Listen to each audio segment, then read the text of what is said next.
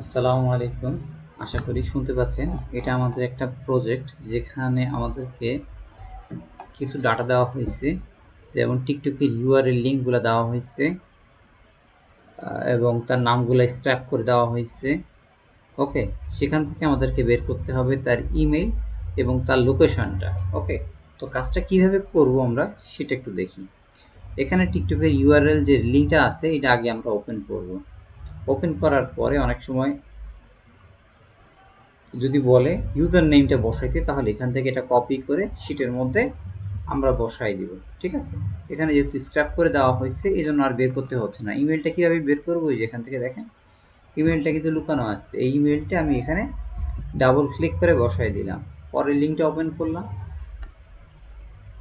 এখানে দেখেন ইমেলটা অনেক সময় এর মধ্যে দেওয়া থাকে বা এখানে লুকায় দেওয়া থাকে। অনেক সময় যে লিঙ্ক ট্রি আছে, একটা ছোট্ট লিঙ্ক করা আছে, এই লিঙ্কের উপর একটা ক্লিক করলে এখানে একটা লিঙ্ক পাওয়া যাবে। এর উপরে যদি আমরা ইমেল হান্টারে ক্লিক করি তাহলে দেখা যাবে এখানে অনেক সময় মেলটা লুকায় থাকে।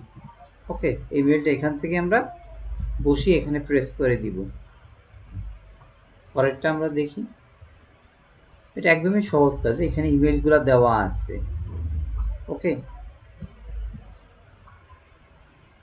দুইটা ক্লিক করে শিটের মধ্যে বসাই দিলাম।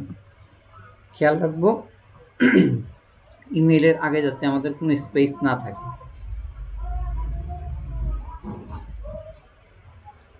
খুবই ইজি কাজ।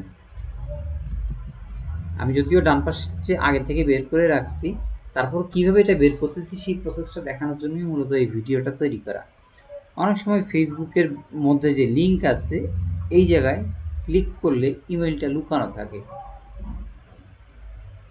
দেখেন এখান থেকে আসার পরেই যে দেখেন তার চ্যানেলের নাম, এই চ্যানেলে ক্লিক করলাম, এই হচ্ছে পার্সন। এখানে ক্লিক করার পরে এই যে দেখেন এখানে জিমেল দেওয়া আছে, এই জিমেলটা আমি এখান থেকে ইমেল হান্টারের সাহায্যে ইমেলটাকে নিয়ে এসে শিটে পেস্ট করে দিলাম।